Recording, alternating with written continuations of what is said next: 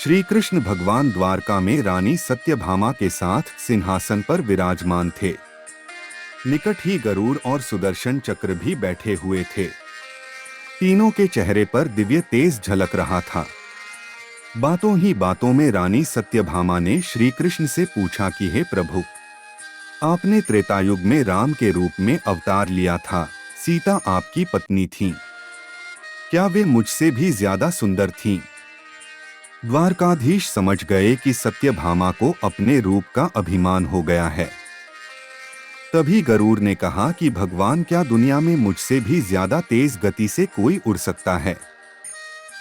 इधर सुदर्शन चक्र से भी रहा नहीं गया और वे भी कह उठे कि भगवान, मैंने बड़े बड़े युद्धों में आपको विजयश्री दिलवाई है, क्या संसार में मुझसे भी शक्तिशाली कोई है? भगवान मन ही मन मुस्कुरा रहे थे। वे जान रहे थे कि उनके इन तीनों भक्तों को अहंकार हो गया है और इनका अहंकार नष्ट करने का समय आ गया है। ऐसा सोचकर उन्होंने गरुड़ से कहा कि हे गरुड़, तुम हनुमान के पास जाओ और कहना कि भगवान राम माता सीता के साथ उनकी प्रतीक्षा कर रहे हैं। इधर श्री कृष्ण ने सत्यभामा से कहा कि देवी, आप सीता के रूप में तैयार हो जाएं, और स्वयं द्वारकाधीश ने राम का रूप धारण कर लिया। मधुसूदन ने सुदर्शन चक्र को आज्ञा देते हुए कहा कि तुम महल के प्रवेश द्वार पर पहरा दो और ध्यान रहे कि मेरी आज्ञा के बिना महल में कोई प्रवेश न करे। भगवान की आज्ञा पाकर चक्र महल के प्रवेश द्वार पर तैनात हो गए। गरुड़ ने हनुमान के पास पहुंचकर कहा कि हे वानर श्रेष्ठ, भगवान राम माता सीता के साथ द्वारका में आपसे मिलने के लिए प्रतीक्षा कर रहे हैं। आप मेरे साथ चलें। मैं आपको अपनी पीठ पर बैठाकर शीघ्र ही वहां ले जाऊंगा। हनुमान ने विनयपूर्वक गरुड़ से कहा, आप चलिए, मैं आता हूं। गरुड़ ने सोचा, पता नहीं यह बूढ़ा वानर कब पहुंचेगा।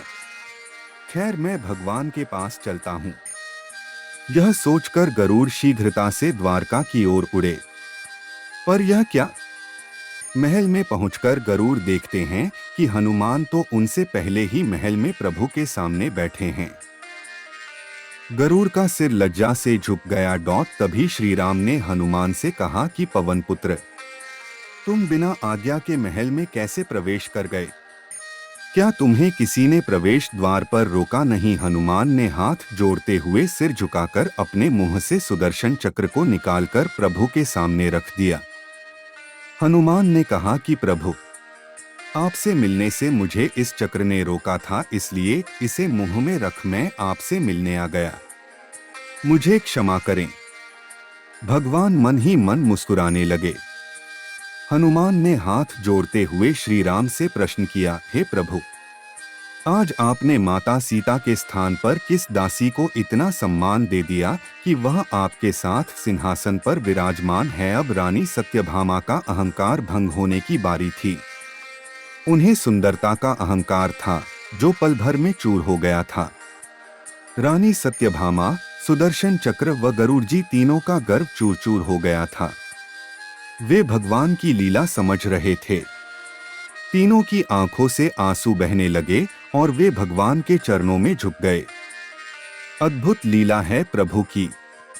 अपने भक्तों के अहंकार को अपने भक्त द्वारा ही दूर किया उन्होंने। सार जीवन में कभी भी अहंकार नहीं करना चाहिए। जरूरी नहीं है कि आज जो आपके पास है वह कल भी होगा। अपने अंदर जरा सा भी अगर अहंकार आने लगे तो स्वयं ठाकुर जी हमसे दूर हो जाते हैं। ठाकुर जी को निस्वार्थ भक्तों की ही जरूरत है, अहंकारी की नहीं।